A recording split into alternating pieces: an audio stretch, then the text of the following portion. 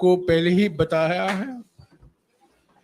पहले कांग्रेस अध्यक्ष कुछ बातें कहेंगे, आपके समक्ष रखेंगे।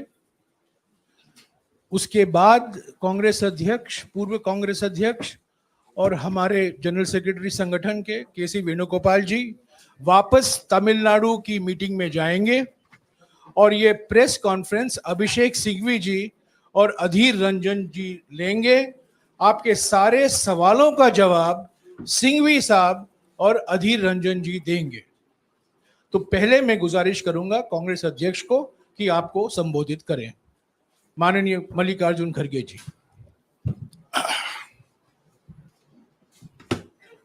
राहुल जी, वेणुगोपाल जी, सिंघवी जी, जयराम रमेश जी, आदि रंजन चौधरी जी और सारे मीडिया के मेरे दोस्तों, आज बड़ा खुशी का दिन हमको लगा कि डेमोक्रेसी की जीत हो गई, संविधान की जीत हो गई। सत्यमेव जयते जो हमारा नेशनल सिंबल के नीचे लिखा हुआ रहता है, वो उसका जीत आज हुआ है। इसलिए हम सारे लोग खुश हैं, शायद आप भी खुश होंगे, क्योंकि हमेशा ऐसा होता है कि हमारी बातें कभी नेगेटिव में ही जाते हैं, थोड़ा सा पॉजिटिव भी रहता है। तो सुप्रीम कोर्ट का फैसला, उसके तहत, और मैं तहे दिल से सुप्रीम कोर्ट का फैसले का स्वागत करता हूं। अभी संविधान जिंदा है, बाकी है और न्याय मिल सकता है, ये इसका एक बहुत बड़ा उदाहरण है। संविधान, लोकतंत्र और भारत के आम लोगों की ये जीत हो गई है। सिर्फ राहुल गांधी जी का जीत नहीं है, सारे भारत के जनता की जीत है और डेमोक्रेसी की जीत है और संविधान के उसूलों की जीत है। इसीलिए एक बहुत बड़ा फायदा देश के लोगों को हुआ है। जो एक व्यक्ति लड़ता है सच्चाई के लिए, देश के हित के लिए और देश को मजबूती लाने के लिए, देश के युवाओं के लिए, देश में जो महंगाई बढ़ रही है, महंगाई के खिलाफ जो व्यक्ति लड़ते लड़ते और लोगों को जागृत करते करते कन्याकुमारी से लेकर कश्मीर तक 4000 किलोमीटर से भी ज्यादा चल के गरीबों से मिले, बच्चों से मिले, डॉक्टर, इंजीनियर, सभी लोगों से मिले। और आज मैं समझता हूं उन सब की दुआएं हमारे साथ है, इसीलिए ये लोगों का जीत है, मैं ये कह सकता हूं। और ये तो लोकतंत्र की जीत गूंजेगी और राहुल गांधी जी को हटाने में, डिस्क्वालीफाई करने में सिर्फ 24 घंटे में सब कुछ हुआ। अब देखेंगे अब कितने घंटे में उनको रीइंस्टेट करते हैं, क्योंकि डिस्क्वालीफाई करने के लिए तो उनको टाइम ही नहीं आया। जजमेंट गुजरात, ये तो दिल्ली का जजमेंट है, बहुत आस्था नजदीक है बहुत ही। अब गुजरात से आने आया जो ये था, उसको उन्होंने 24 घंटे लगा के उसमें सब डिस्क्वालीफाई करे, बाकी सारी चीजें करे, बाहर निकाले, सब कुछ हुआ। लेकिन दिल्ली के सुप्रीम कोर्ट और हमारा जो पार्लियामेंट है, हार्डली ये सिर्फ किलोमीटरों पे है, तो वो तो 1500 से 600 किलोमीटर था। तो इसलिए मैं चाहता हूं कि शायद रात में वो रीइंस्टेट करते हैं, क्या अभी करते हैं, कितना वक्त लेते हैं, हमको अब देखना चाहिए। हम देखेंगे और इंतजार करेंगे। अब इतना बड़ा इंतजार किए तो ये जो बाकी उनके ऑर्डर का भी हम इंतजार करेंगे। और ये मोदी सरकार को और बीजेपी लोगों को थोड़ा, अरे भाई हम क्या गलती किए, ये करना नहीं था, ऐसा तो थोड़ा लगा होगा। चाहे वो मन में ही बोलते होंगे या बाहर बोलने को थोड़ा कष्ट होता होगा, लेकिन मैं उस पर टिप्पणी नहीं करना चाहता हूं, क्योंकि अभी आगे हमारा लड़ाई जारी रहने वाला है। तो इसलिए मैं इतना ही कहूंगा कि ये लोगों की जीत है, वोटरों की जीत है, और वायनाड के नागरिकों की और वोटर की ये जीत है। वहां के लोग भी बड़े खुश हैं और वायनाड के लोग जीत से अब सब जगह ये अपनी जीत मना रहे हैं। तो मैं ज्यादा न बोलते हुए बाकी के डिटेल में सिंघवी साहब बोलेंगे और चौधरी साहब भी बोलेंगे और राहुल गांधी जी भी एक दो शब्द कहेंगे। तो इतना कह के मैं आपको यही कहूंगा कि आप भी हमारे साथ कभी कभी खड़े होते हैं, इसीलिए आप सबको भी नमस्कार और दो शब्द कहने के लिए मैं उनसे शुक्रिया खड़गे जी। मैं राहुल जी से गुजारिश करूंगा, क्योंकि वो हमारे बीच में मौजूद हैं, वो कुछ शब्द आपके सामने रखें। राहुल जी के बाद सिंघवी साहब और अधीर रंजन जी प्रेस कॉन्फ्रेंस करें। थैंक यू खारगे जी, आप सबका यहाँ बहुत बहुत स्वागत। आज नहीं तो कल, कल नहीं तो परसों सच्चाई की जीत होती है। मगर जो भी हो, मेरा रास्ता तो क्लियर है। मुझे क्या करना है, मेरा क्या काम है, उसके बारे में मेरे दिमाग में बिल्कुल क्लैरिटी है। जिन लोगों ने हमारी मदद की और जनता ने जो प्यार और सपोर्ट दिया, उसके लिए मैं बहुत बहुत धन्यवाद करता हूँ। Thank you. शुक्रिया राहुल जी, शुक्रिया खड़गे जी। Thank you.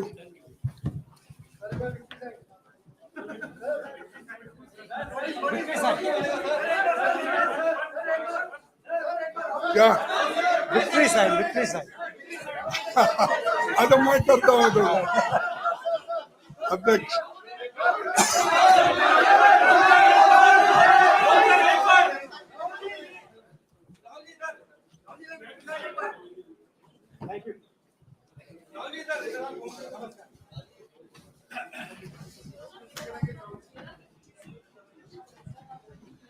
साथियों, अभी अभिषेक सिंघवी जी आपको संबोधित करेंगे।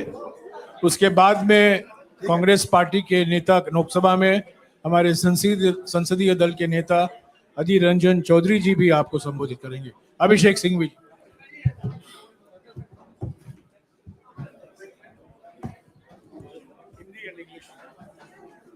दोस्तों शुरू करें, थोड़ा दरवाजा बंद कर लीजिए और शुरू करें। शांत हो जाएं, पीछे वाला दरवाजा। जैसा कि हमेशा करते हैं, हिंदी इंग्लिश में करेंगे, थोड़ा सब्र रखें आप, संक्षिप्ति है। शांत हो जाइए प्लीज, थोड़ा शांत हो जाइए। दोस्तों, आज सत्य साहस की जीत हुई है। ये केवल राहुल गांधी जी की जीत नहीं है, लोकतंत्र की जीत है, संविधान की जीत है और आम जनमानस की जीत है। हम आशा करते हैं अब कि भाजपा अपने एक विशेष विभाग जो है, जो कई खेल खेलता है, चालबाजी के और अन्य खेल, उस विभाग पे ताला लगाएगी। वो जो चीजें करते हैं जिससे विपक्ष के नेताओं को अनर्गल रूप से निशाना बनाया जाता है, उसको अब कुछ हद तक कम से कम थामेगी, अगर पूरी तरह से रोकती नहीं भी है तो। हम अब संसद में उत्सुकता से जनता से जुड़े मुद्दों पर श्री राहुल गांधी को और श्री राहुल गांधी की बुलंद आवाज सुनने के लिए तैयार हैं, उत्सुक हैं और मोदी सरकार को बुनियादी मुद्दों पे जवाबदेही बनाना, ये आप फिर से देखेंगे संसद के अंदर। संसद के बाहर तो ये प्रक्रिया चली रही थी। तो जैसा कि लोग कह रहे हैं, फिर से चलेगी सवालों की आंधी जब संसद में लौटेंगे Rahul Gandhi. Friends, I am going to use words of studied moderation when I come to the actual issues. And since I have argued this matter, I am going to really summarize the 6, 7, 8 major issues on the merits for you without really expressing any opinion. But before that, I have to say what I have said partly in Hindi, that this entire country has heard, seen Rahul Gandhi in action, in and outside of Parliament. His actions, his speech, his thought process, his initiatives, his abhiyans are all ultimately animated by his thinking, Daro Mat. Daro Mat. He has demonstrated time and again the courage of his convictions. He has equally reposed faith in the rule of law. It took some time. From 2019, the complainant himself delayed the matter and suddenly accelerated the proceedings to result in the conviction. And since then, Shri Rahul Gandhi has shown exemplary courage, restraint, and a great faith in the judicial process. He went through every forum with unwavering faith. He did not leapfrog from the trial court to the High Court. He did not leapfrog from the First Appellate Court to the Supreme Court. And I think his faith in the system, in the judicial process, is seen for you today. Our fight, Rahul Gandhi ji's fight, has also demonstrated the integrity and the importance of that integrity in our institutions.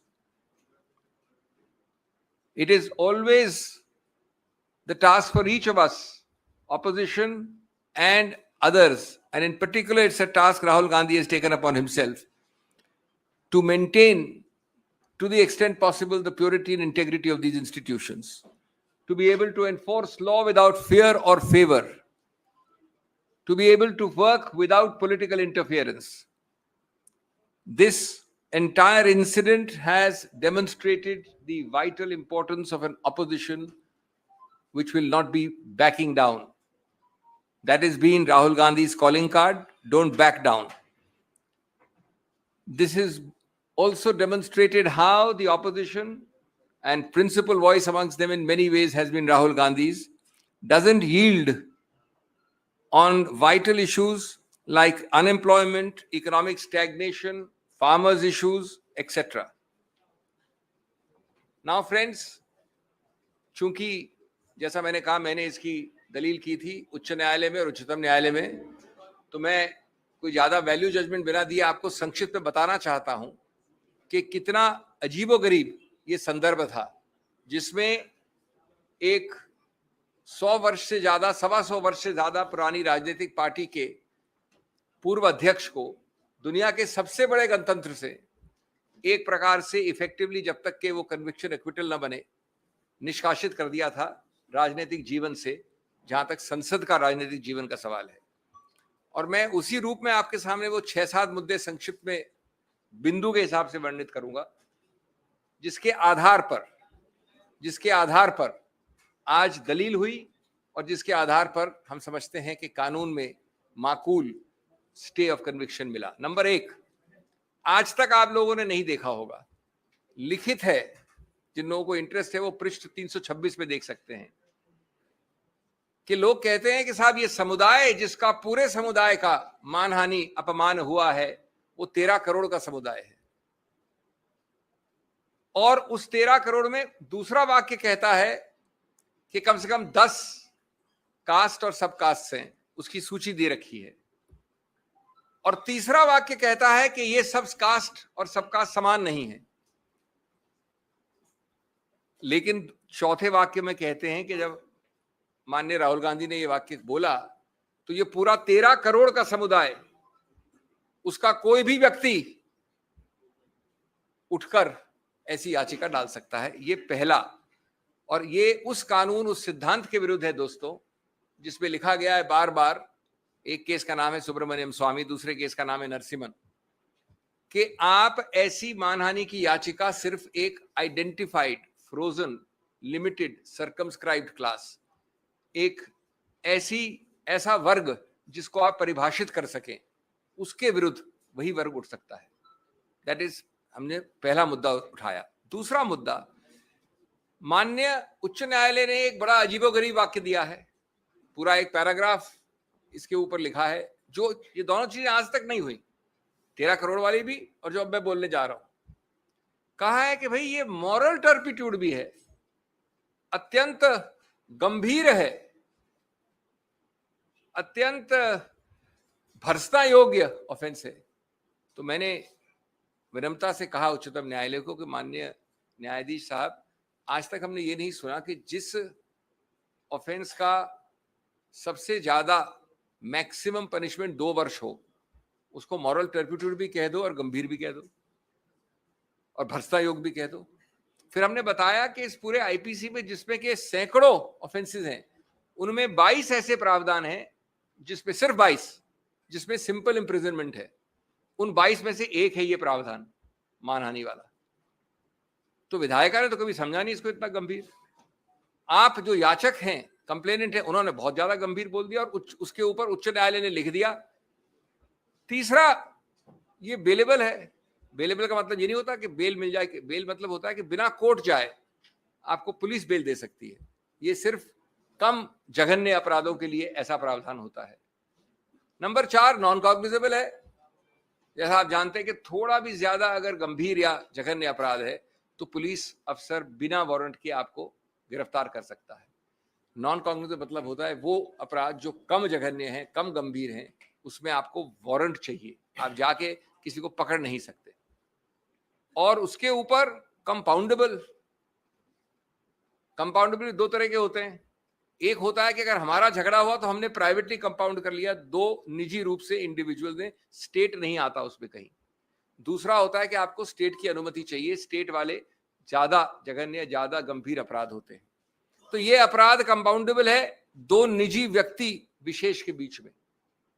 तो हमने पूछा कि आज तक कभी नहीं हुआ कि आपने जघन्य भी बोल दिया, भर्त्सना योग्य भी बोल दिया और गंभीर भी बोल दिया, एक ऐसी चीज के बारे में जो बेलेबल है, नॉन कॉग्निजेबल है, कंपाउंडेबल है, 2 वर्ष का है, सिंपल इंप्रिजनमेंट है। तीसरा, 13 करोड़ का समुदाय मानहानि कोई एक व्यक्ति कर सकता है। ये कानून उच्च न्यायालय ने बताया, आपको, हमको सिखाया है नया। कोई अमुक व्यक्ति, केरला से कश्मीर, असम से गुजरात। लेकिन साथ साथ ये पूछा आपने, हमारी चार्ट में 13 ऐसे केसेस हैं। ऐसा कैसे हुआ भैया कि सभी के सभी 13 केसेस, उस 13 करोड़ के समुदाय में से जो 13 केसेस फाइल हुए वो सभी भाजपा के कार्यकर्ताओं ने किए? ये अजीब सा समुदाय है जिसमें सिर्फ भाजपा के कार्यकर्ता ही जगते हैं कंप्लेनेंट के रूप में। ये हमारा तीसरा बिंदु था। चौथा बिंदु था कि आपने ये नहीं देखा कि अपने निर्णय में एक नया ऑफेंस डाल दिया है जो याचक ने भी नहीं कहा था। एक प्रावधान है 171G representation of peoples act में। उसमें यह है कि अगर 2 कैंडिडेट जो इलेक्शन लड़ रहे हैं वो एक दूसरे को किसी रूप से गंदे शब्दों का इस्तेमाल करते हैं तो ये लिख दिया है माननीय उच्च न्यायालय। लेकिन 171G तो न याचक का केस था न हमारा केस था, किसी ने रेज ही नहीं किया था। उसको पूरा ऑफेंस करके माननीय राहुल गांधी जी को दंडित भी कर दिया उस पैराग्राफ पे। हमने ये सब बताया कि इससे मालूम होता है कि उच्च न्यायालय का निर्णय एक बिल्कुल गलत, विकृत इत्यादि निर्णय है और इसलिए इसको तुरंत स्टे करना चाहिए। इसके अलावा हमने कई और चीजें दी हैं जिनको मैं आपको तकनीकी रूप से नहीं बताऊंगा, सिवाय इसके कि जो मूल वाक्य है, जो कि 3 पृष्ठ की राजनीतिक स्पीच में कोलार में 1.5 वाक्य या 3 लाइन का वाक्य बनता है, उसको सिद्ध करने के लिए जो एविडेंस एक्ट में एक सर्टिफिकेट चाहिए, वो आज तक किसी ने उपलब्ध नहीं करवाया। तो प्राथमिक रूप से ट्रायल कोर्ट ने कन्विक्ट कर दिया श्री राहुल गांधी को, लेकिन स्पीच अभी तक कानूनी रूप से सिद्ध नहीं हुई है। जब स्पीच सिद्ध नहीं हुई तो वो याचक जिसने कंप्लेंट की थी, पूर्णेश्वर मोदी, वो गया हाईकोर्ट में अपने खुद की कंप्लेंट के विरुद्ध और अपनी खुद की कंप्लेंट को स्टे करवा दिया, इस ग्राउंड पे कि मैं अभी और ढूंढ रहा हूं सामान, क्योंकि मैं अपनी वो स्पीच को, क्योंकि उसने स्पीच में एक न्यूज़पेपर प्रोड्यूस किया, कोई टेप नहीं प्रोड्यूस किया, खुद आंखों देखा हाल था नहीं, क्योंकि जो याचक है वो था नहीं वहां पर स्पीच में, तो उसने कहा मुझे और टाइम चाहिए और अपनी ही कंप्लेंट पे स्टे ले लिया। 1.5 साल बाद जब उसने अपनी ही कंप्लेंट का स्टे हटाया और ये कन्विक्शन लिया, तो ये नहीं बताया कि उस 1.5 साल में उसने नया क्या ढूंढा था जिस कारण से उसने स्टे लिया था। कोई नया तथ्य नहीं निकला था। तो एक प्रकार से कन्विक्शन दिया गया है एक ऐसी कंप्लेंट में जहां ये वाक्य सिद्ध ही नहीं हुआ है एविडेंस एक्ट के नियमों के अनुसार। जब ये देखा कि ये सिद्ध नहीं हुआ है, न उसमें किसी आंखों देखा हाल है, न टेप है, टेप को आपने सर्टिफिकेट अंडर 65B के अनुसार सिद्ध नहीं किया है, इत्यादि इत्यादि, तो 5वां बिंदु, इन्होंने एक व्यक्ति को खड़ा किया, गणेश विज है उसका नाम, जो बीजेपी का काफी उच्च स्तर का कार्यकर्ता है, सांस्कृतिक विभाग का अध्यक्ष है। उसका नाम कंप्लेंट में नहीं है, उसका नाम विटनेस लिस्ट में नहीं है, वो कभी आगे आया नहीं। 1.25 साल कंप्लेंट के बाद, 1.25 साल होता है 1 महीना, 1 साल 9 महीना, उन्होंने इसको खड़ा कर दिया बीजेपी कार्यकर्ता को कि मैं वहां था खड़ा हुआ, मेरी आंखों देखी हाल है, मैंने स्पीच सुनी थी। तो जिसको हम कहते हैं अंग्रेजी में वर्थलेस विटनेस, उस विटनेस का कोई भी आप उसके ऊपर आप आधार नहीं कर सकते, आधारित नहीं कर सकते अपने कन्विक्शन को। इसके अलावा कई और मुद्दे हैं। एक मुद्दा जो पूरी तरह से देखा भी नहीं उच्च न्यायालय ने, कि आप कब तक जो जनता जन समुदाय है वायनाड का, उनको वंचित रखेंगे एक चुनावित व्यक्ति द्वारा। ये कानून में एक मुद्दा है, मैं सिर्फ राजनीति की बात नहीं कर रहा हूं, कानून में ये अहम मुद्दा माना जाता है कि क्यों आप कन्विक्शन स्टे करें। 7वां मुद्दा जिसपे बहुत अहमियत दी है, जो ऑर्डर भी आप पढ़ेंगे शाम को, जो ऑर्डर आएगा, तो हमने बहस की थी कि अगर 11 महीने, 1 साल 11 महीने और 29 दिन का दंड होता तो पर्याप्त नहीं होता इस डिस्क्वालिफिकेशन के लिए। यह आवश्यक है कि 2 साल का हो, नहीं तो डिस्क्वालिफिकेशन लागू नहीं होता। अब रोचक बात यह है कि 2 साल इस दंड के लिए मैक्सिमम है, और आज तक जिन लोगों को इसका अनुभव है वो जानते हैं कि 2 साल का कभी भी दंड जो मैक्सिमम पनिशमेंट होता है नहीं दिया गया है। लेकिन उसको छोड़िए, अगर आपको मैक्सिमम पनिशमेंट देना है दंड, तो जो आप सेंटेंसिंग की कार्रवाई कन्विक्शन की कार्रवाई से अलग होती है। मैं पहले कन्विक्ट कर दूंगा आपको, उसके बाद मेरे को अलग एक सुनवाई करनी होती है सेंटेंसिंग में।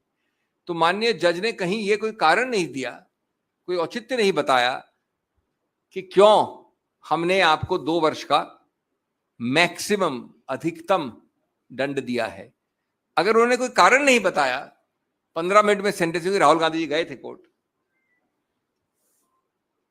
तो अगर आप कारण नहीं बताओगे तो उसका आधार नहीं होगा, तो 2 वर्ष कैसे आपने लागू किए एक साथ। 8वां, उन्होंने कहा कि ये तो हैबिचुअल ऑफेंडर हैं। हमने चार्ट दिखाई, 13 केसेस में एक में भी कन्विक्ट नहीं हुए राहुल गांधी जी, एक में भी। सबके सब 13 केसेस बीजेपी कार्यकर्ताओं द्वारा हैं। मैं आपको एक केस कार्यकर्ता द्वारा फाइल करके मैं कह दूंगा कन्विक्ट हो आप।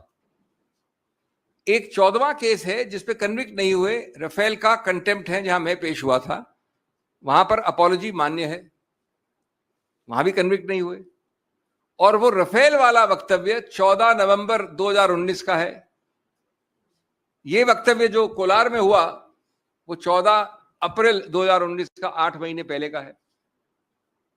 तो आप कोलार के लिए कन्विक्ट नहीं कर सकते एक ऐसे वाक्य के आधार पे जो 8 महीने बाद हुआ। इस प्रकार के मैं आपको कई और मुद्दे दे सकता हूं। इसका मूल उद्देश्य क्या है? मूल उद्देश्य है ये बताना कि ये कन्विक्शन हमारा पूरा विश्वास और आशा है, हमारा हौसला है कि निकट भविष्य में ये कन्विक्शन एक्विटल में बदल जाएगा। अपील इसकी चल रही है, कन्विक्शन की बात कर रहा हूं। तब तक, जब तक ये चलती है, तब तक आप किसी व्यक्ति को डिस्क्वालिफिकेशन के आधार पर निष्कासित कैसे रख सकते हो, उनका स्थान रिक्त कैसे रख सकते हो, उनको जितने लोगों ने, आप जानते कितने लाख लोगों ने उनको चुनावित किया, उनको आप वंचित कैसे रख सकते हो इस पद से। और इसलिए बैलेंस ऑफ कन्वीनियंस चाहती है कि ऐसे केस में आपको स्टे करना चाहिए। हमारी दलील मान के उन्होंने स्टे किया। अब अंतिम बात हिंदी में, अगर जरूरत होगी तो मैं संक्षेप में अंग्रेजी में बोल सकता हूं। उसमें ऑर्डर जो शाम को आएगा उसमें उन्होंने 2 लाइन जरूर कही है कि अगर श्री राहुल गांधी को जो उच्चतम न्यायालय का आदेश है उसका आभास होता तो शायद वो और रिस्ट्रेंट रखते। इसमें मैं आपको 2-3 चीजें विनम्रता से कहना चाहूंगा। आप मूल मुद्दे की बात करिए, जो कन्विक्शन स्टे है उस पर आप बात नहीं करना चाहते हो, इसलिए आप ये 2 वाक्य को ऐसे पढ़ रहे हो जैसे कि उच्चतम न्यायालय ने कुछ कहा है। मूल मुद्दा है कि आपने स्टे करना है कि नहीं कन्विक्शन को, और वो स्टे हो गया है। दूसरा जो ये जिक्र है इसका, उसमें ये लिखा है कि अगर ये राफेल वाला ऑर्डर पहले आया होता, ये तो हम दोनों की बात मानी हुई बात है कि राफेल का ऑर्डर 8 महीने बाद आया था, तो इसलिए उसका कोई लागू होने का सवाल नहीं उठता। बार बार निचले कोर्ट्स में भी ये प्रयत्न किया गया, सीधे या परोक्ष रूप से, कि श्री राहुल गांधी माफी मांगे। आज की बात नहीं कर रहा हूं मैं, निचले कोर्ट्स की बात कर रहा हूं। क्यों? क्योंकि आपको उस पर राजनीतिक नंबर बनाने थे, आपको विकृत करना था, आपको पक्ष एक ऐसा रखना था कोर्ट के जनता के सामने जो गलत है। श्री राहुल गांधी ने बार बार कहा है कि वो सिद्धांत पे लड़े हैं। उनका बिल्कुल कोई रूप से ये इरादा नहीं था। इरादा वाला हमारा एक 8वां पॉइंट था कि जो प्रावधान है 499, उसमें इरादा चाहिए, बद इरादा चाहिए, गलत इंटेंट चाहिए। और इसमें एक बड़ा रोचक वाक्य है एविडेंस वाले का कि मुझे राहुल गांधी के बद इरादे के बारे में कोई ज्ञान नहीं है, कोई संज्ञान नहीं है, ये लिखा है उन्होंने, कंप्लेनेंट ने। तो हमने ये कहा कि जब ये है सिचुएशन तो आपको किसी रूप से ये कन्विक्शन स्टैंड नहीं होना चाहिए। हमारी दलील मानी गई, पूरी तरह से बहस दूसरी तरफ से भी हुई थी, इसलिए ये बहुत ही संतुलित ऑर्डर है। जैसा मैंने कहा, ये विजय है लोकतंत्र गणतंत्र की, लोगों की, सिद्धांतों की, संविधान की और कानून की। बहुत बहुत धन्यवाद। शुक्रिया अभिषेक जी। सुप्रीम कोर्ट के आदेश के बाद अगला कदम लोकसभा में स्पीकर को लेना।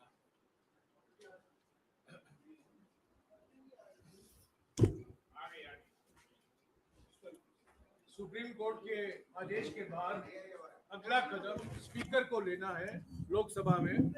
हमारे कांग्रेस पार्टी के संसदीय दल के नेता लोकसभा में अधीर रंजन जी यहाँ मौजूद हैं। वो आपको ऑडियो नहीं है, इस विषय पर बताएंगे, क्योंकि वो स्पीकर साहब के साथ संपर्क में हैं।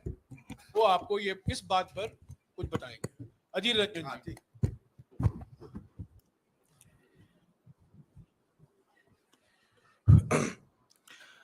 आप सबको नमस्कार। हमारे कानून विशारद अभिषेक मनु सिंघवी जी सारे मुद्दे को विस्तार से बयान किए हैं, नया कुछ कहने की जरूरत नहीं है जब तक केस की सवाल है। जयराम जी कह दिए हैं कि अगले हमें क्या करना है ये हम तय करते हैं। आज जिस वक्त ये खबर आके पहुंचे कि हमारे अभिषेक मनु सिंघवी की अगुवाई में सुप्रीम कोर्ट में जो कानूनी लड़ाई हम लड़ी थी उसमें राहुल गांधी जी की राहत मिले, तब सही महीनों में हम सबको अंदर एक खुशी की लहर बह गए। सदन में राहुल गांधी जी की नदारद अनुपस्थिति बराबर हमें महसूस होते ही रहते। कोई अगर काम में राजनीतिक कारणों से राहुल गांधी जी कहीं व्यस्त रहे, अलग बात है, लेकिन सदन में राहुल गांधी जी की आने में पाबंदी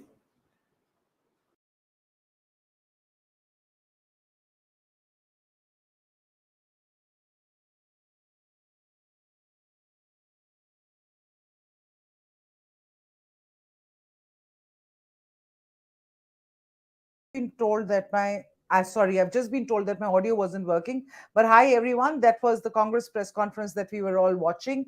A very jubilant Congress press conference, I must add, after the Supreme Court verdict, which favored Rahul Gandhi, where there was a relief. Now he can return to the parliament as a member of parliament. And that is, of course, he will have to approach, or the party will have to write to the secretariat, to the speaker, and get him back. But remember, his disqualification now has been removed by the Supreme Court. Big statement, big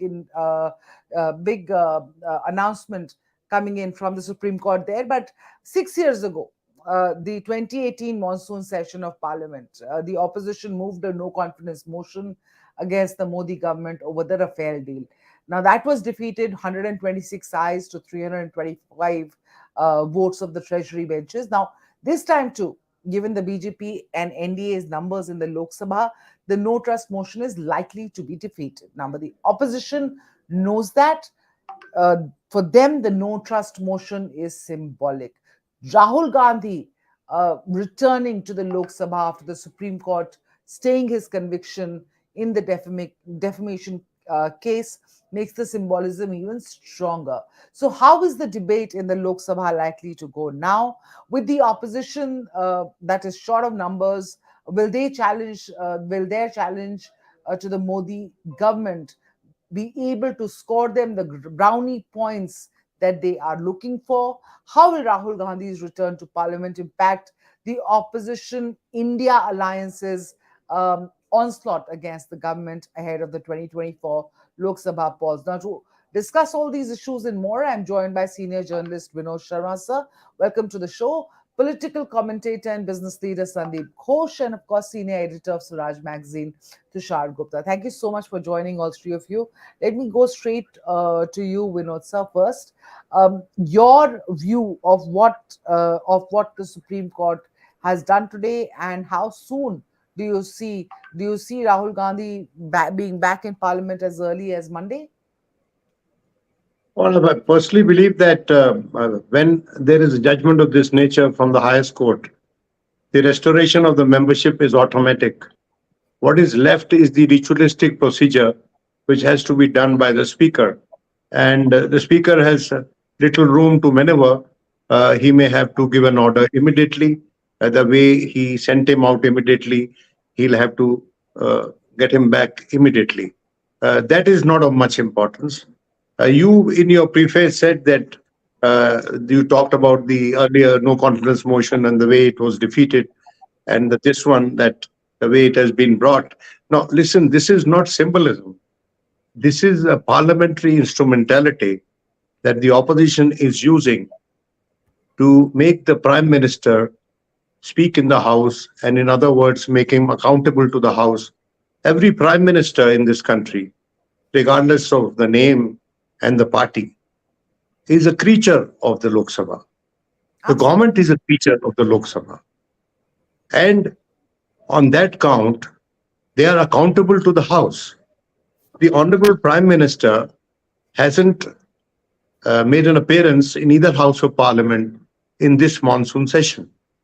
And when he responds to the debate in the House between 8th and 10th of this month, he would be responding to the points raised and flagged by the opposition parties, namely India and other opposition parties which are not part of the India group.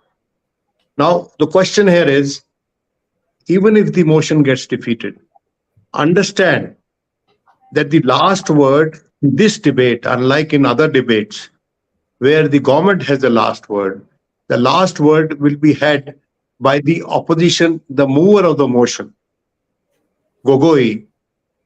He will be delivering the last word even after the Prime Minister has spoken or there is an intervention by the Home Minister. That is the procedure of Parliament. And it is for that reason that the opposition has resorted to a no confidence motion. How I wish that this had not happened, for the simple reason that had the government accommodated the opposition's demand and had a wholesome debate in both houses of Parliament, and that would have settled the issue there and then, without any extraordinary resort to the no trust motion, which in any case is not a good thing to see in our democracy, because differences of opinion are there, but if there is a suggestion of lack of trust, it is not a happy situation. I agree, sir, but no trust motions have even been brought against, at one time, against the Jawaharlal Nehru government at that time. And even that, they had no chance of winning the no trust motion, but it was brought. And Mr. Nehru himself said later that, he welcomed, because that kind of debate it brought into the parliament, even though there was no chance of anyone winning. I mean, why I said symbolic literally was because there is no chance that this motion is going to throw this government out because of the numbers in the House. Sandeep, can I come to you with that? What's your assessment of the jubilation in the Congress camp, and of course, as Vinod sir was pointing out about the no trust motion? The jubilation, I think, is entirely expected and not surprising. So I don't think there is anybody would have done it if it was happening to any party, or if, for that matter, theoretically or hypothetically, if it was happening with BJP in a similar situation, they would have done it. But I'm no lawyer, but one point of technicality, it's not substantive. You mentioned, and I think Vinodji also mentioned, that this is a Supreme Court verdict. Supreme Court has not passed a verdict yet, according to me. They've stayed the conviction. They've stayed the conviction, yeah. It's not a substantive point I'm making. So it's a technical point, it's a legal point. So that is, I think, in fairness, should be highlighted. So therefore, despite that, people are celebrating as it's become customary in our country. Even a bail is celebrated. Although the bail does not really signify, absolving of the charge and this thing. A lot of people are out in bail today, which they interpret to be an acquittal. Not just politicians. I know of some other people even convicted on murder charges. I know of who are moving around on bail. So that's a different point. So this was to be expected, because this is a political point, and nobody will give up this kind of an opportunity to score a political point, because ultimately it's a lot of matter of optics. Now, coming back to your no confidence motion, I personally don't see this as a major statement of, there being, everybody knows that's also, as Vinodji himself used the term, instrumentality. This is an instrumentality, or a means used by, as you said, across over time for opposition to score a point. Very often, there is very rarely, as we know, even in our country, when there has been a no confidence motion moved, which ultimately topples a government. There have been Vajpayee government, there was a one vote situation. Those are rare occasions, but most of the time people are scoring a political point. Here, therefore, I think the opposition is entitled to do whatever it is, but tactically, whether the opposition will gain of this or not, that's to be seen how people, either side make of it. My own feeling is, purely from, again, an optics and tactical point of view, the opposition has walked into BJP's plan.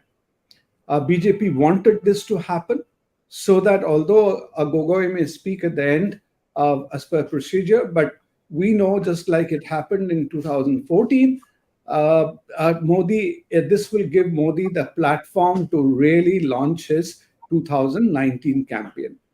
2024 campaign. 24 campaign, Yeah, like he 24 did. And we saw, I think a little foretaste of that in yesterday's Amit Shah's speech when he responded in Parliament.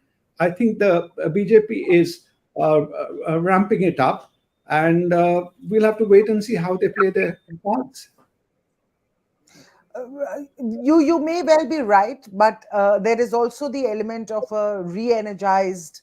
So the India alliance has just come together. Rahul Gandhi has just been his disqualification and as a member of parliament has sort of been reversed by the Supreme Court. So he is going to come back to the parliament re-energized. 7th of February, I think, was his last appearance in the Lok Sabha, where he made a very emphatic and forceful speech. Let me come to you, Tushar, with that question. Do you see a re-energized, brimming with confidence Rahul Gandhi in the Lok Sabha come 7th August, which is exactly 180 days from 7th of February, incidentally? Good evening, Aditi. Well, Rahul Gandhi has been re-energizing for over a decade now. Every time there is some sort of a hiccup in his political journey, and then there is a comeback, and then it is celebrated as some sort of a rising from the ashes, a phoenix-like return. But what is happening on the ground, the perception that would be built on the ground as the Congress is celebrating right now, is that they're celebrating the right of Rahul Gandhi to stereotype an entire community because of their dislike for one leader, for one prime minister. That is not the message you want to send out, especially when you're planning another Bharat Jodo Yatra. Rahul Gandhi should have been humble in his acceptance of the Supreme Court decision. He should have accepted that mistakes were made, that the comments that were uttered in his speech, perhaps in the heat of the moment, should not have been uttered. But what we are seeing instead is a celebration, a jubilation of perhaps some sort of an entitlement where Rahul Gandhi thinks he reserves the right to stereotype one community. Now, talking about the INDI alliance, of course, the alliance is looking at Rahul Gandhi as its central point, as its nucleus. The opposition may want to believe anything. That is, the BJP may want to believe that it's going to be a Khichdi coalition, which is going to be.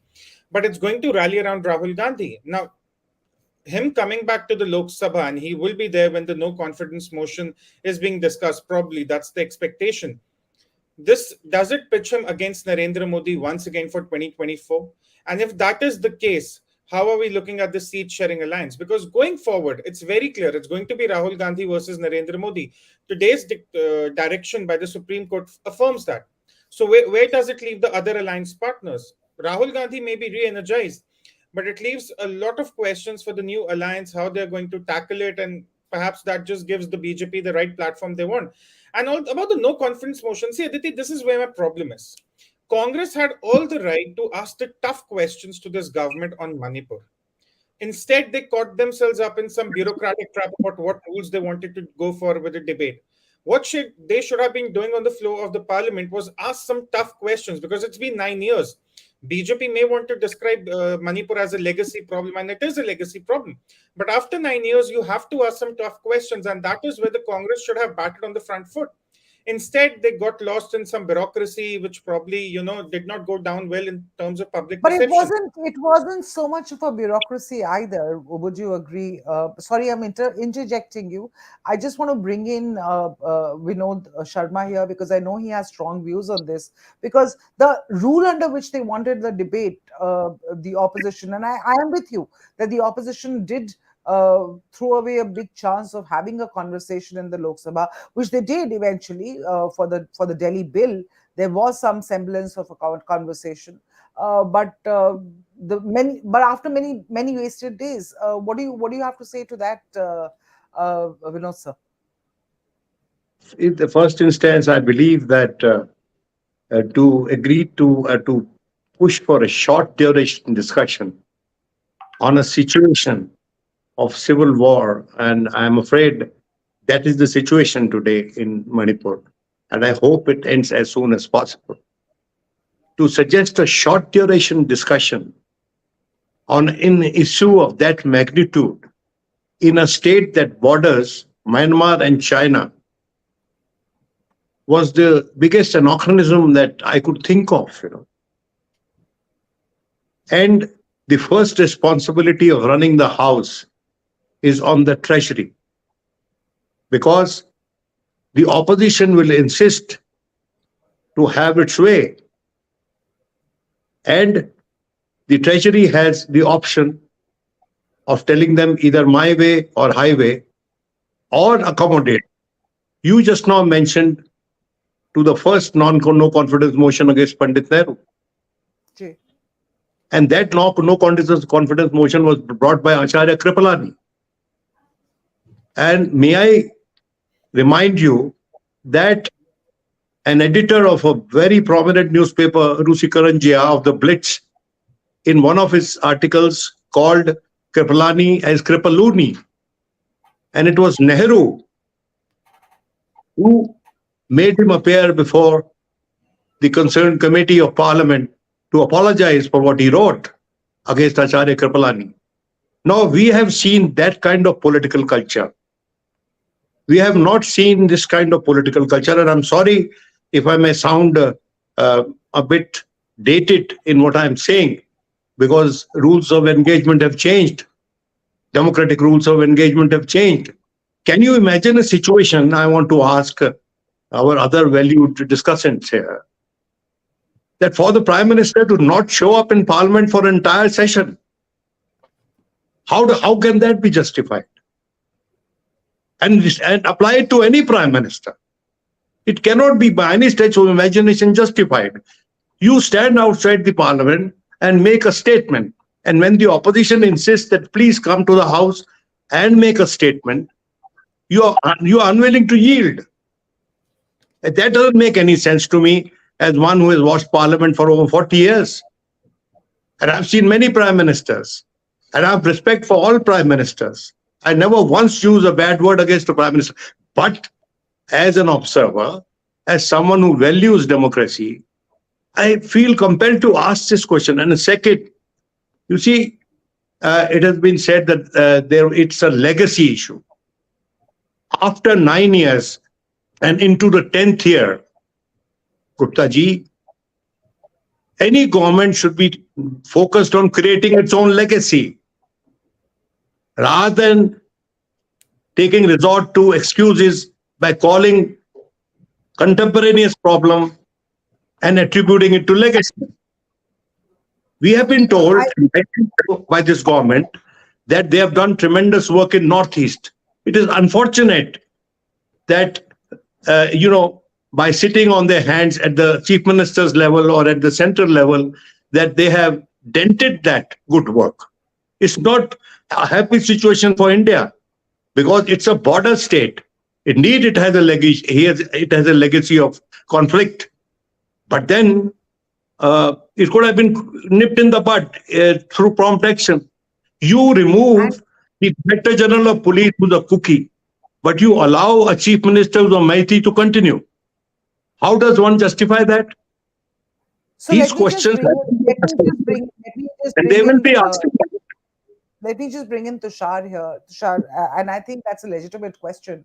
That while there is a legacy issue, and that might be definitely, but we can't just ignore the fact that the Chief Minister of Manipur still remains the Chief Minister of Manipur, despite everything that has gone under the the Supreme Court has said about the constitutional breakdown of machinery. The Supreme Court has said there has been a breakdown of constitutional machinery. There cannot be a stronger reprimand of a government than this by the Supreme Court. So my question, there are 2-3 things. I already agree that after 9 years, the BJP cannot hide behind the excuse of legacy. And that is where the opportunity was for the Congress to put some hard questions before them in the Parliament. A short discussion, a long discussion doesn't matter. What the Congress would ideally want was for the people to see that the BJP has indeed failed on the Manipur issue. They missed that pass. Of course, they could have questioned the Prime Minister also after the no confidence motion was passed to explain that why has the government still not solved this ethnic clashes problem after 9 years. But they missed that opportunity. The important point to realize here is some would say that they've not missed that opportunity because they brought in this no confidence motion and the Prime Minister is going to speak on the 10th. and then the entire debate will shift on what the Congress did versus what the BJP did. That's the problem. Everyone is going to get into a comparison mode with that. What was happening during the Congress rule? What was the drug crackdown between 2017 and 2023? What was the Manipur regional party saying about Rahul Gandhi and the Congress and the involvement in furthering that ethnic clash? It will become a BJP versus a Congress fight. What the people of India would have ideally wanted in the parliament was for the Congress to put some hard questions, to offer some future roadmap as to how to deal with these clashes, to question the government, the home minister. But we did not get that. And that is where the opportunity has been missed. That is the problem. And the Congress did not Sandeep, away from yeah, this. And now let I me agree think. with Mr. Ghoshar. I agree with Mr. Ghoshar. By going for a no confidence motion, you've actually given the Prime Minister an ideal platform from where he'll talk about everything, and that will include Manipur, but then it will be about a northeastern region, about what the BJP has done. We would not focus on Manipur, but we'll get instead an entire macro picture of the northeastern region, which is not again going to help the Congress's cause. And not just that, in fact, when the Prime Minister gets up to reply to the motion of no confidence, like in 2018, it's going to be the launch of the 2024 campaign. Literally, that's what all of us are expecting. He's not just going to talk about Manipur. He's going to talk about the achievements of the NDA government over the last 9 years, and to launch the campaign for 2024. So, in that sense, Sandeep, do you believe that there was a missed opportunity for the opposition, and in this context? See, I have a slightly different take, Anjali, on the Manipur issue. When people are talking about legacy, I don't think here anybody is talking about the legacy of the immediately previous government. Manipur and the Northeast, especially this entire Myanmar, very nebulous border situation, everything, has a much longer legacy going almost up to a century before from the colonial times. It was just borders were marked with a pencil, which are not real borders. Many books have been written. Unfortunately, I'm not talking to Mr. Sharma. Mr. Sharma is very, very knowledgeable, but there are a lot of journalists I know, young journalists and people who've got, who till recently probably had no idea where Manipur is, who are going and passing judgment. And because instead of addressing the fundamental issues of the problem, the issue of the Manipur problem was totally turned into a political issue. People writing that this is a repeat of the 2002 pogrom of Gujarat, and this is BJP's plan to ethnic cleansing, etc. I think the issue has become extremely polarized. So therefore, the response to the issue will also be very, very political. And that's where, what Tushar is saying, instead of really discussing the substance of the issue, which has even got geopolitical connotations. And we know for a fact that, even though it's not publicly stated or it's not in the official domain, so to speak, even the foreign minister has been traveling abroad to Thailand and other places to go and, try to resolve this imbroglio. When there was a lot of, noise when the US ambassador said in Calcutta that they can help, and people rightly interpreted it in one way, but I would think that he was also referring to the international dimensions of it, because it extends beyond Manipur borders. So it is very, very complex situation. The way that sort of a discussion could have happened, Aditi, is if opposition also kept the focus and the matter as the real context, going into both the Maithis and the Kukis and everything else, whether it's the drug trafficking, whether it's the cross-border refugee influx issue and everything together, then you could have had a wholesome, meaningful discussion. And what Mr. Sharma is saying, surely, and that is what the opposition leaders or even party leaders of the past were, even till Vajpayee's time or before, then when people could have healthy differences, they could agree to disagree, that kind of debate. But it never got pushed into this kind of a political scene that, here, this is the new Gujarat happening. BJP is preparing the 2024 through doing a similar kind of program and get an international opinion, get everybody. So you will therefore see the response happening very politically. And I think that is what the government was waiting for. As far as Narendra Modi is concerned, we have seen he chooses to speak I'm not supporting him, not passing a value judgment, but that's his style.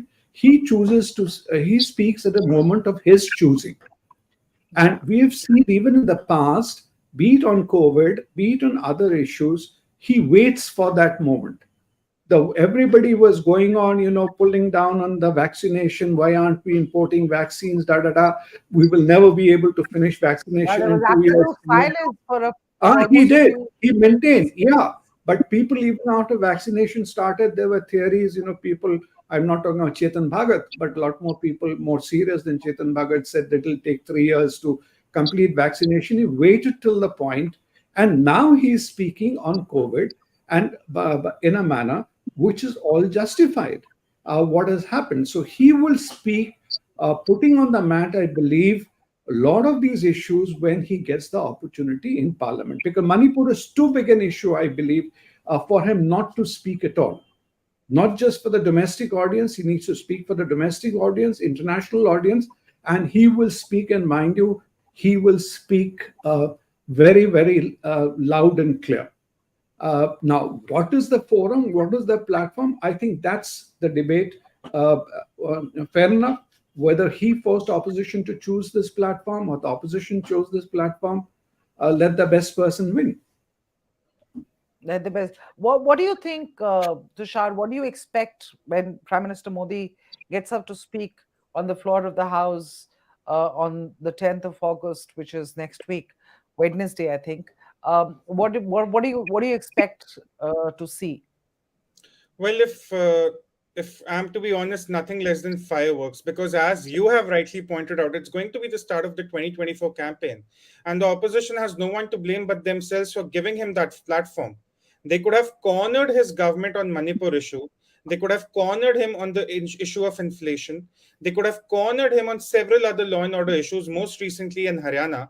But now what they will have is an election pitch for the Lok Sabha elections of 2024. And it's going to be fireworks, because now the attention will be on Manipur. The entire speech will be around it, but it will also be about the work done in Northeast. What was the condition before the government took over? What's the condition after? There'll be a lot of talk about infrastructure, about economic integration, social integration, what the roadmap for the Northeast is for the next 10 years, things like that. So at the end of the day, the opposition has nothing to gain from this. But for the BJP, even if the gains are questionable, they'll have a platform they can exploit for the next few months. Can I just bring in Vinod at this point, because you talked about what we expect from the Prime Minister, but Vinod, Rahul had visited Manipur. He's sure to raise that in Lok Sabha. Do you believe that will put further pressure on the government? Because we've seen Rahul Gandhi in this very energized, jubilant avatar. There are some in the Congress who are, I think I heard Pawan Khera calling him the Bazigar after this Supreme Court verdict. Do you really believe Rahul can go back into Parliament and take the floor during this no confidence motion and rip the government? Congressmen are given to jubilation, in order to please their leadership.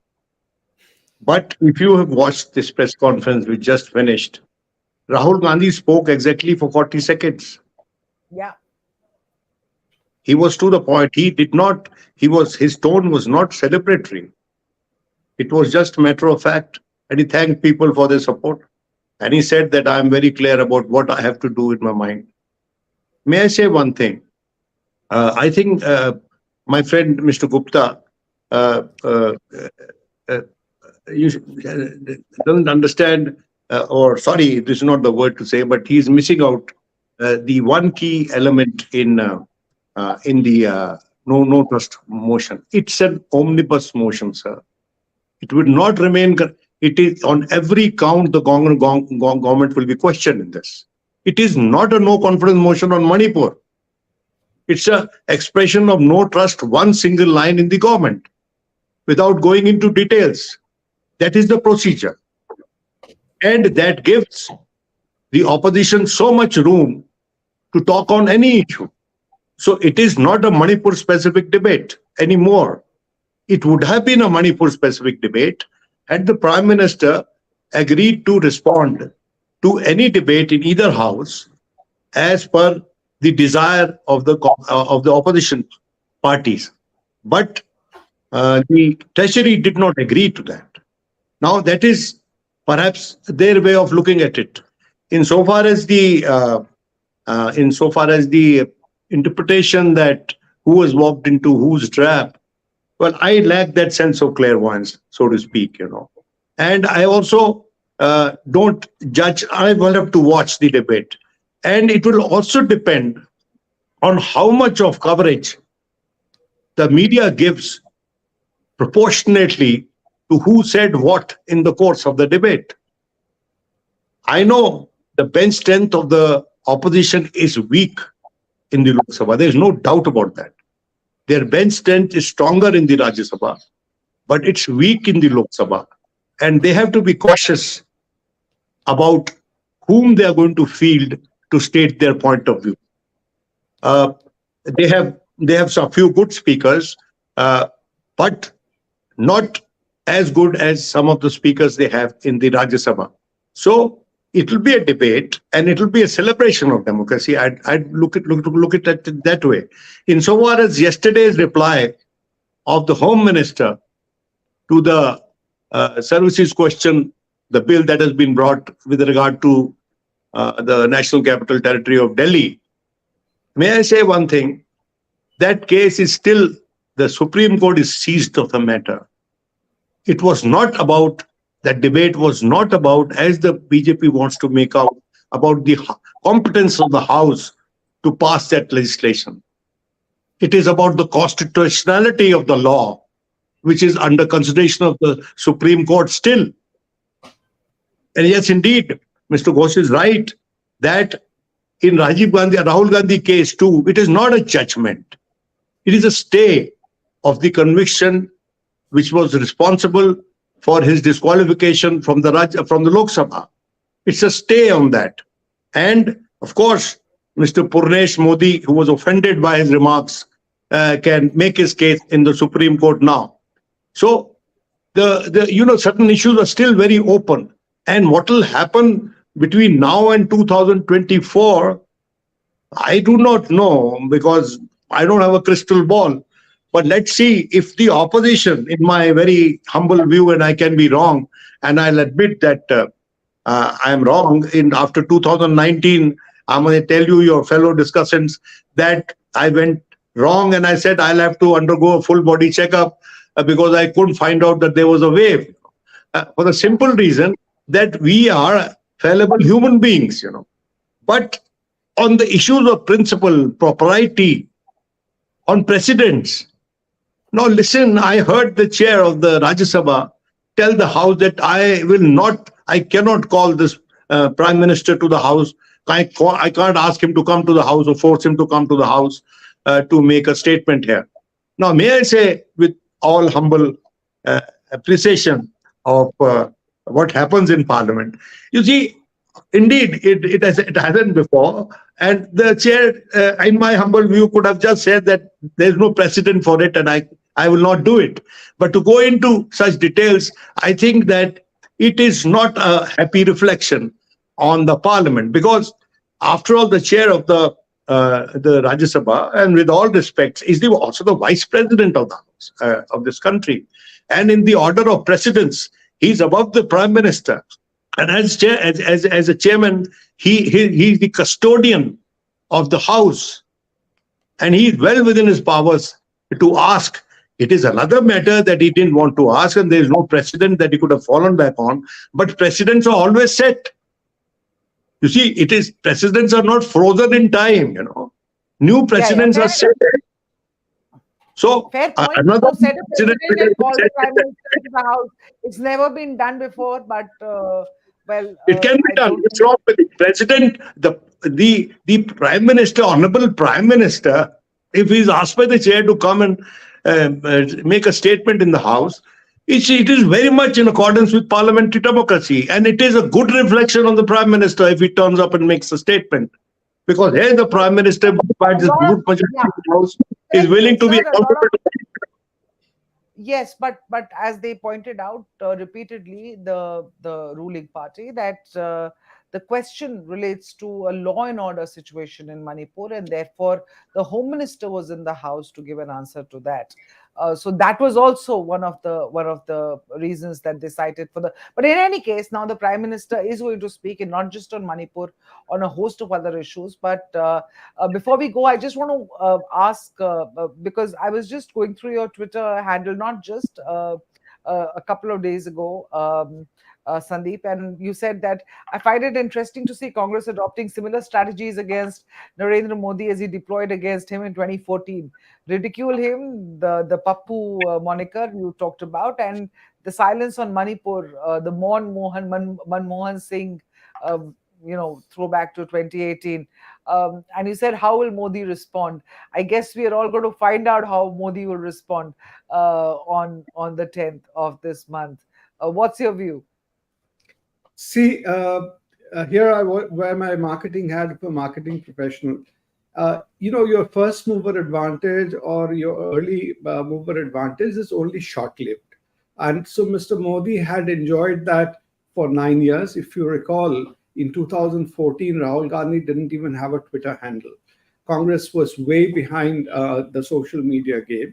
They have caught on, and they are today, right or wrong, only time will tell, they're following a strategy that they'll be on the offensive rather than being defensive. They will, take on all issues, make fun of him, blah, blah. So they're doing. Plus, and that also 9 years of anti-incumbency. Yeah, whatever. So they have following that. But the key is successful marketeers always move on. You take it for granted that your competitors are going to follow you, and you have to change the rule of the game and move ahead. And Modi has done, for example, in 2019, Congress again was in a great jubilation mood with their Chaukidar Chor Hai slogan. I remember Rahul Gandhi telling one journalist that ye rag rag mein ghus gaya hai.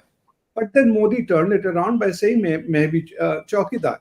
Now, how this is going to happen now, one has to wait and see. Vinodji said about Congress's quality of speakers or the opposition's quality of speakers. I don't think, it's so much the quality of speakers, but what they speak. They have to have a strategy because ultimately it's communication, and what's the communication you're getting across, not only within Parliament, but in today's situation when there is live coverage, etc., what is the communication you're getting out to the outside world? And that is where I think they have a coherent strategy that how they will do, rather than going all over the place shouting and that way handing over the match to BJP. I think that will be more critical. It doesn't matter whether somebody is a fluent English speaker or somebody speaks in which language, altered or otherwise, like me. But this is that whole coherency of the messaging which has to happen. But it's unfortunate that this won't be confined. I totally agree with him. It's an omnibus motion. People can speak, but that can be an advantage and disadvantage too, or it could be turned into an advantage by the people on the receiving end by talking about everything else and less about Manipur. So that's why I think the strategizing will be very important. And last bit, without holding any brief for the Prime Minister, I would say one reason he may not have replied, because a reply to Manipur cannot be, I don't know whether he is going to speak, it cannot be just on the ethnic issue or the law and order issue. It is much bigger than everything else. And therefore, they will have to speak. And one thing, I don't know if you have noticed, your paper, Vinodji's paper, also has published articles to say there are already some moves afoot to have a resolution of some sorts in Manipur. So knowing again the Prime Minister, by the time he comes to the 11th, I think he would like to come with some good news to them. With some good news to the nation. You wanted to say something, Tushar. I'm sorry for interjecting, Sandeep. I've got to wind this up. But you wanted to say something, Tushar, so quickly, please. With all due respect, I think we're focusing a lot on the cosmetic validation in the Parliament as to how the opposition will look, how the Prime Minister will look speaking in the Parliament. What he's going to do is present a report card of the last 9 years. And even if the Congress wants to bring up inflation or the economy or the geopolitical dynamics that are going on, or the manufacturing, everything, the BJP can actually take the Congress to the cleaners. That is where I'm saying the Congress has lost an opportunity on focusing only on Manipur. Now, if the Prime Minister is going to take on Rahul Gandhi, even the staunchest supporters of Rahul Gandhi understand that it's a no competition. So what we are going to see next week in the Parliament is not only the ripping off of the alliance that has come to place recently, the dynamics around it, because the Prime Minister is going to question even the credibility of that alliance. You have Mamata Banerjee, you have Lalu Prasad Yadav, you have Arvind Kejriwal, you have Akhilesh Yadav, and Rahul Gandhi. I mean, 5 people who do not get together at all at the state level. And then you're also going to have the economic and the political report card presented. So where is the attention on Manipur? That is where I stress that the opposition lost a big opportunity. They should have carried on with the discussion since the day the session started. But unfortunately, they engaged in theatrics, and now they're going to get the most of it. Is the double-edged sword, wait. which everybody talked, this omnibus thing can work to advantage, could work to disadvantage of either Exactly. side? That's what it can swing both ways, either for the ruling party or for the opposition. So yeah, as I said, we'll just have to wait and watch 8th, 9th, 10th. Very expectantly, I think most of India, mostly as journalists, will be looking very expectantly towards the Parliament. See what goes on there. Yes, please. Sir. I want to just make a short point.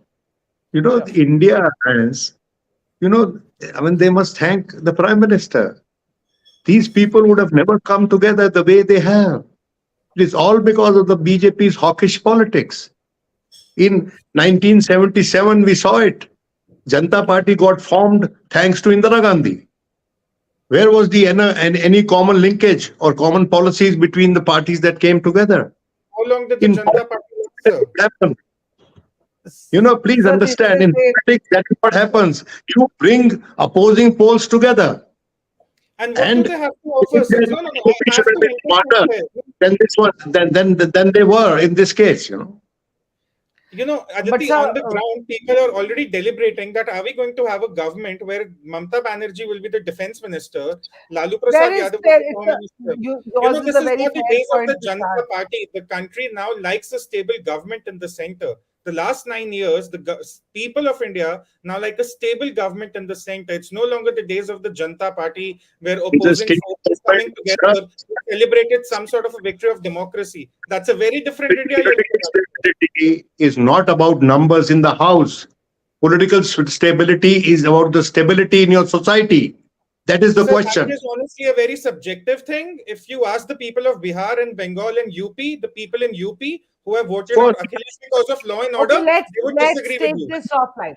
Let's take this offline. But thank you so much for joining this broadcast. Thank you. This is a conversation that can continue till kingdom come. But we'll just end it here. Thank you, viewers, for watching this broadcast. We will come back to you again. Stay tuned to Hindustan Times. Thank you, Tushar. Thank you, Sandeep. Thank you, Vinod. Thank you. Thank you.